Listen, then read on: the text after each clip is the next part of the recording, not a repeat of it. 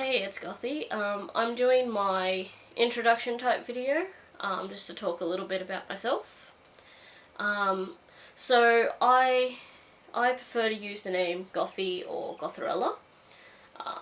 So I use that for Facebook and for Twitter and Goodreads, Tumblr, like pretty much everything.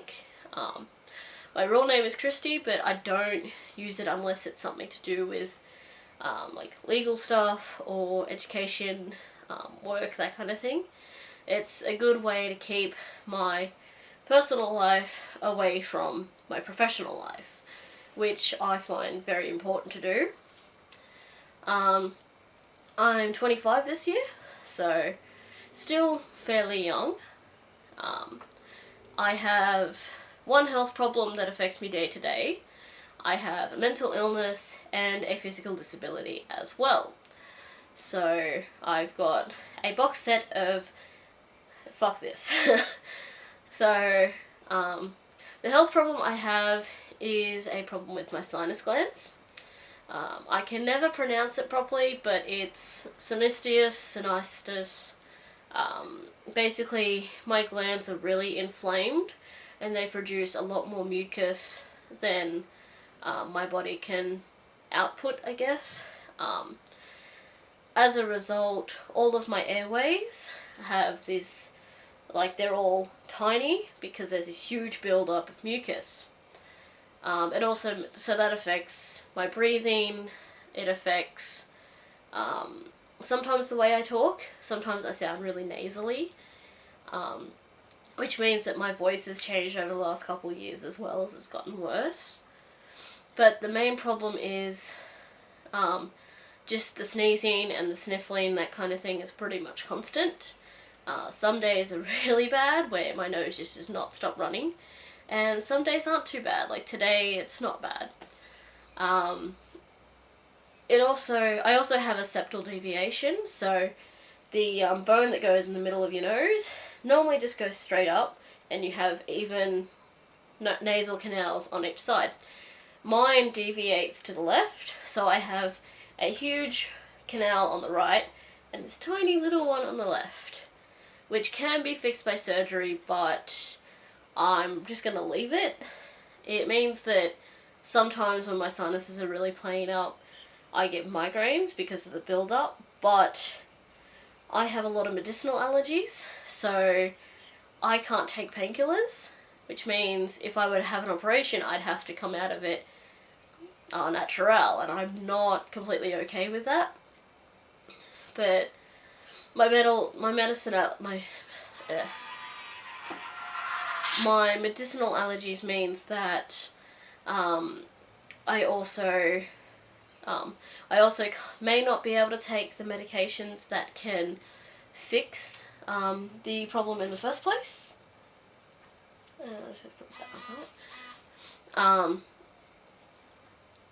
So basically I'm a sniffly, snuffly mess most of the time.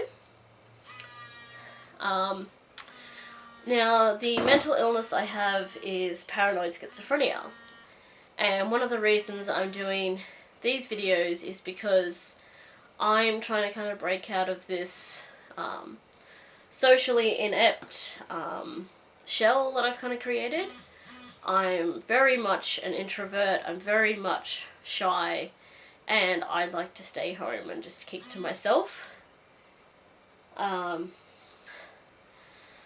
So there's a whole lot of different ways that it affects me day to day, but it depends. Like, some days are really good and it doesn't bother me that much, but some days are really bad. And then of course I have the horrible days where I have to close myself into a wardrobe or a really small space to stop myself from doing something stupid. I don't take medication for it because of the allergies that I have. There's a good chance that some of the ingredients I could be allergic to and can cause an anaphylactic reaction, which could kill me. And some of the medications I have tried seem to have just made it worse. So I've developed a heap of coping techniques that work for me. Music, cross-stitching, reading and sometimes even playing games, like video games, especially in things where it's like player versus player kind of situations. I really enjoy those. It gets the frustration out if I'm having an angry day. If I'm having a day where I'm upset, then cross-stitching helps because it's pretty methodical. It's something I can focus on. And some days there are days where things just trigger me. I have no kind of warning or anything. Like, sometimes it's happened a few times in my TAFE classes where a teacher's been talking about employment or something, and I've just started bawling, and it just happens. So it's kind of been hard to get used to, but I've had a long time to do it. The other problem I have is a combination of knee conditions that are degenerative. So I am losing my ability to walk. The three things that I have is patella alta. Patella alta can be two things. It can either be a small kneecap, or it can be a kneecap that sits higher up in the leg than it's supposed to. I'm lucky enough to have the higher up kneecap instead of the smaller kneecap. So instead of sitting in the nice little space that your leg bones create, mine sits on top of a bone, which means there's already like a natural erosion. I don't know when it moved up there, but I've had the knee pain for about 10-11 years now. So it's probably been about that long, which means there's already a certain degree of wear and tear from the cartilage and the fat pad that sits underneath the patella. I also have what's known as runner's knee, which is a slight tilt to the kneecap. So that kind of affects my ability to walk as well.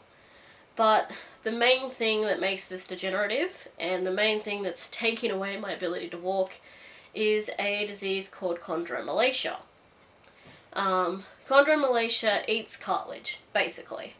So your kneecap has a heap of cartilage around it to protect it, because on its own the patella is actually pretty thin and really not that strong.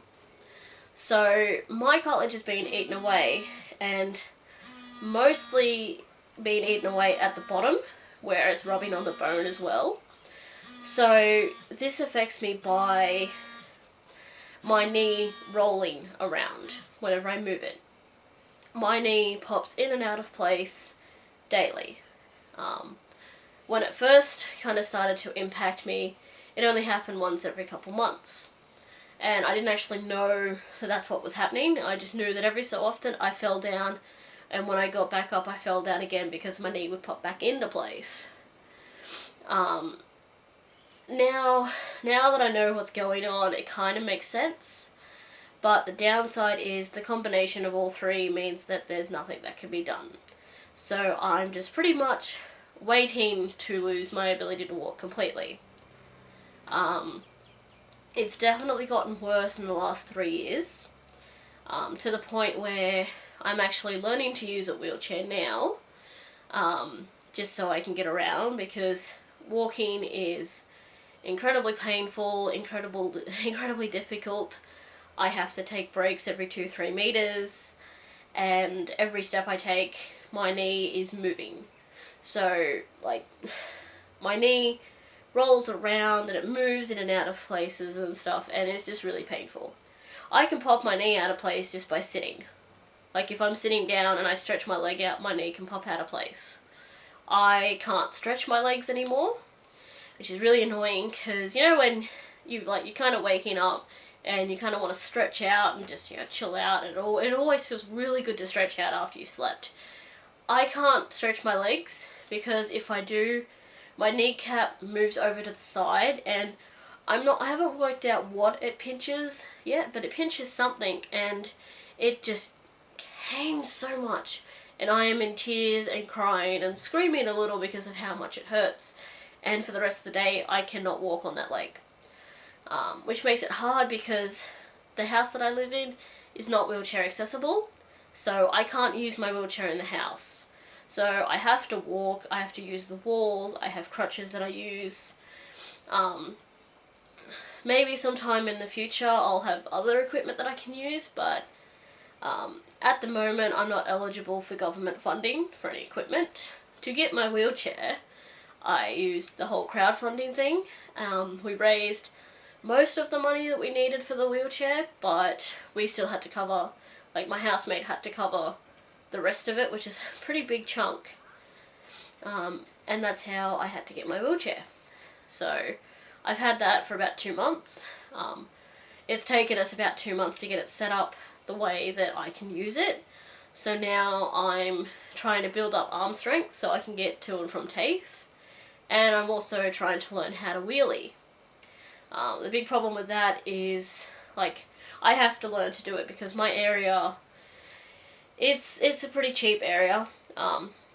What they say about Western Sydney is pretty much true. A lot of the curb cutouts from the street up to the pathways are more like ledges, so the chair gets stuck on them, so I have to learn to lift the front casters off the ground to get up. The problem with that is, because of the amount of times that I've collapsed because of my knees, as soon as my centre of gravity shifts, I freak, and my first instinct is to just go crap with my arms and my legs. So that makes it really difficult. Even when I do it myself, I still kind of flail out. So I'm learning. It's a huge adjustment. But that's about it. Other than that, as I said, I'm very much into gaming. I'm obsessed with cross-stitching. I read a lot. I dabble with painting and that kind of thing. I was into the whole Warhammer figure painting for a while, but it's a very expensive hobby. And I'm into comic books and collecting things. And I have a cat. I have a cat named Illidan because World of Warcraft is my obsession.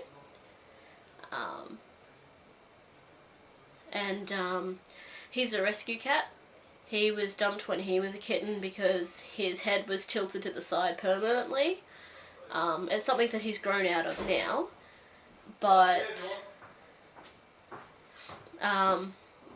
so we found him at a cat protection society in Newtown about 2 years ago, and we went in and we had a look at some of the other kittens and that, and we didn't even make it to the adult cats before I decided that that was the cat we're getting. He's grown out of his head tilt now.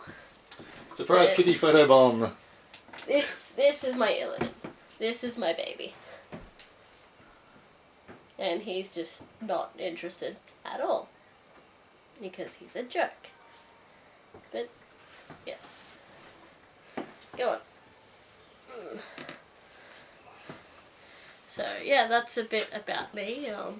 If anyone has questions and stuff, I have Tumblr and Twitter and Goodreads and stuff, and I will talk to most people online. In person is another thing completely, because I'm shy as fuck. But hopefully this booktubing thing goes well. I'm really enjoying it so far. And hopefully I'll start getting tagged in videos and stuff, and I can do more things, because that would be pretty awesome. And that's about it.